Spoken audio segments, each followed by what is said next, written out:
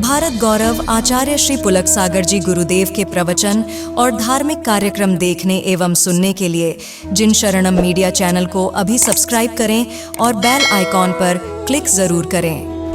एक सन्यासी और संसारी में इतना अंतर होता है। कभी किसी छोटे बच्चे को देखना, उसके पैर इतने चलते हैं, लेटा रहता है ना, दोनों पैर चलाएगा, हाथ चलाएगा।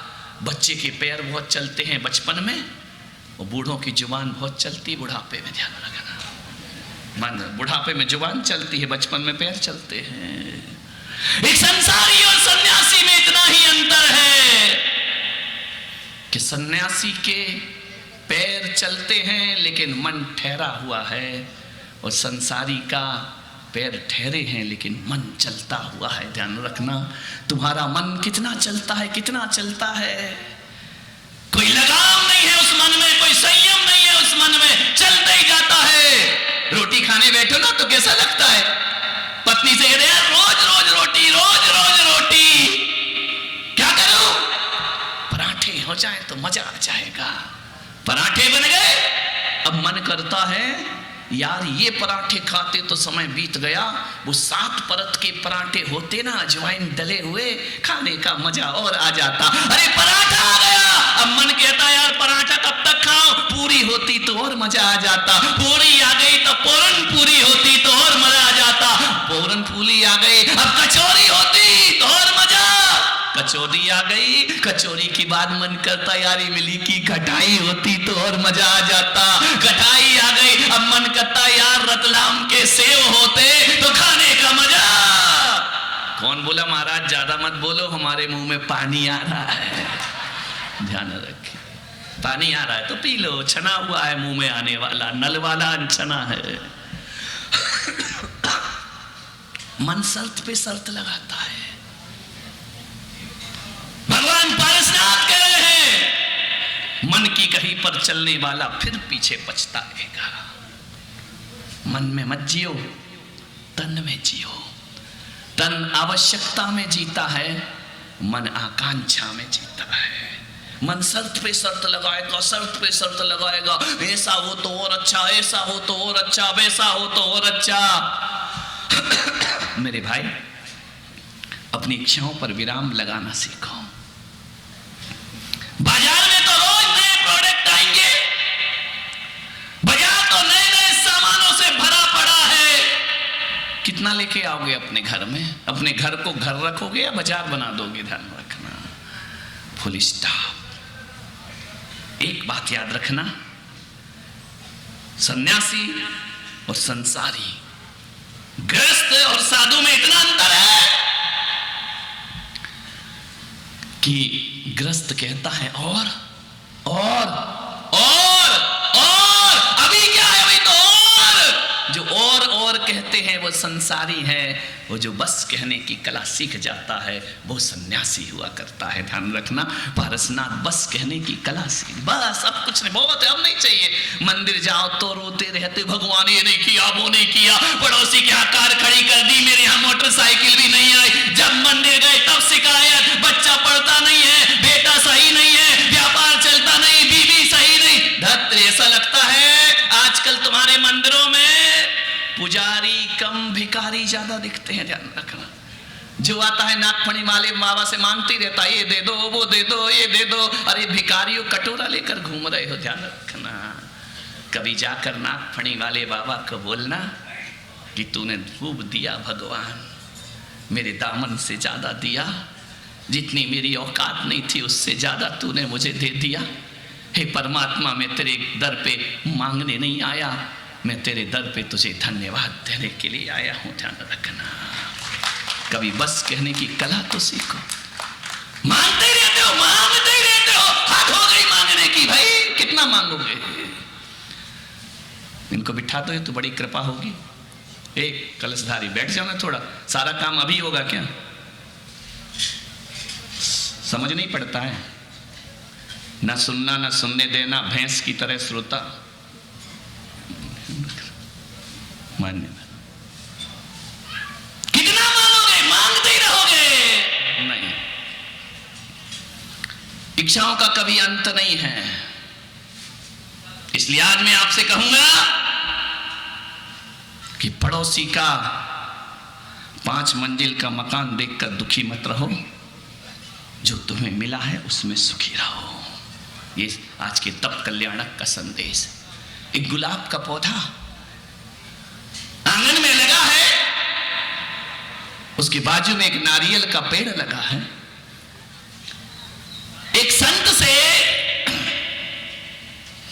एक श्रावक ने पूछा कि बताओ संत जी, तुम्हारे जीवन में खुशियों का कारण क्या है? संत हमेशा खुश रहते हैं। मेरे कमरे में आना, मैं चाहे बीमार हूं चाहे कुछ भी हूं, चेहरा संत का खिला रहता है। तुम रोज साबुन से नहाते हो, शकल देखना आईने में, कल फिर काले हो जाते हो। हम 32 साल से नहीं नहाए, आज भी चमकते हैं, ध्यान रखना। आनंद में जीते हैं, चेहरे पर एक तेज आया करता है। एक श्रावक ने पूछा कि संत जी बताओ, आप इतने खुश क्यों रहते हैं और हम इतने दुखी क्यों रहते हैं? मैंने उस श्रावक का हाथ पकड़ा, ले गया बाहर। गुलाब का पौधा लगा था और नारियल का पेड़ लगा था। मैंने कहा तू जानना चाहता, इनको देख, हवा का झोंका आया ना तो दोनों अपनी मस्ती में झूम रहे हैं। बोले इसका कारण समझ नहीं आया।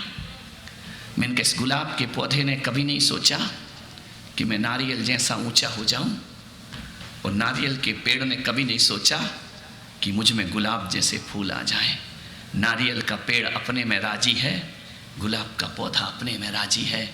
ध्यान रखना, जिस दिन इस गुलाब के भीतर ये भावना आ गई कि मैं नारियल का पेड़ बन जाऊं, उसी दिन वो संसारी हो जाएगा। और जिस दिन गुलाब ये सोचता है कि नहीं मैं अपने में खुश हूं और नारियल अपने में खुश है, अरे जो अपने अपने में खुश होते हैं वो संत हो जाया करते हैं। ध्यान रखिए, वो सन्यासी हो जाया करते हैं। राजी हैं हम उसी में जिसमें तेरी रजा है, यहाँ यूं भी वाह है और यहाँ त्यों भी वाह है। ध्यान रखना, घबराओ नहीं जिंदगी से, हर परिस्थिति में मुस्कुराए वह संत है। लोग कहते हैं कि संत बड़े धीर वीर गंभीर होना चाहिए, मुंह बना के बैठे रहे। काय को बैठे? हमारा बाप मर गया जब मुंह बना के बैठे हैं। मुंह बना के तुम बैठो, हम तो हंसते खिलखिलाते मुस्कुराते रहा करते हैं। गुलाब डाली में खिल के कभी मुंह बना के नहीं बैठता। उसकी सुगंध ऐसी होती है कि वह किसी भौरे और तितलियों को आमंत्रण नहीं देता। उसकी सुगंध अपने आप भौरे तितलियों को अपने आप खींच करके ले आया करती है। संत वही है, ध्यान रखना, बुलाना नहीं पड़ता है, अपने आप लोग आएंगे। जब मैं यहां पर आता हूं ना तो भोजनशाला के नजारे बड़े अलग होते हैं। किसी का खाने का मुंह का मुंह में रह जाता है, चलो महाराज चले प्रवचन में। कोई नाश्ते की प्लेट छोड़ के भाग आता है, कोई भोजन की प्लेट छोड़ के भाग आता है। बोले क्यों? बोले प्रवचन सुनना है। ध्यान रखिए, अपने आप आएंगे। हर परिस्थिति में जो ढल जाता है वो संत हुआ करता है। कपड़े उतारने को संत नहीं कहते हैं,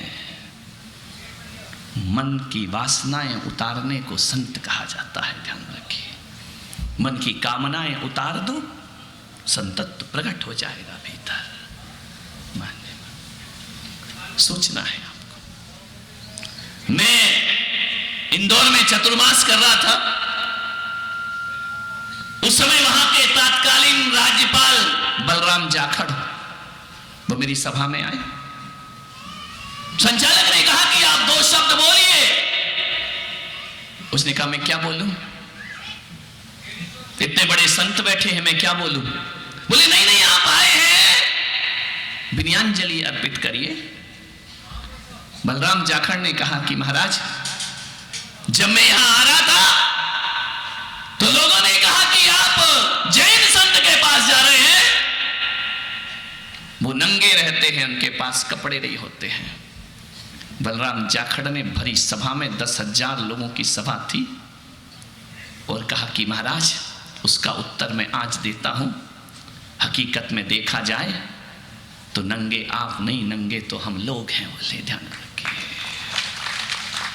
आप नंगे नहीं, आप तो दिगंबर हैं, आप तो वासनाओं के वस्त्र उतार कर फेंक दिए वो नंगा नहीं होता, वो दिगंबर संत होता है। वो जो वासनाओं के वस्त्र पहनकर बैठता है वो दुनिया में नंगा होता है। ध्यान रखिए, हमारे अंदर नंगापन है, आपके अंदर नंगापन नहीं है। आप तो कैसे हैं? सूर्य भी है वस्त्रहीना, वृक्ष भी है वस्त्रहीने, उन पर कोई आवरण नहीं होता। और आवरण तो उन पर होता है जिनका कोई आचरण नहीं होता। आवरण तो उन पर होता है जिनका कोई आचरण।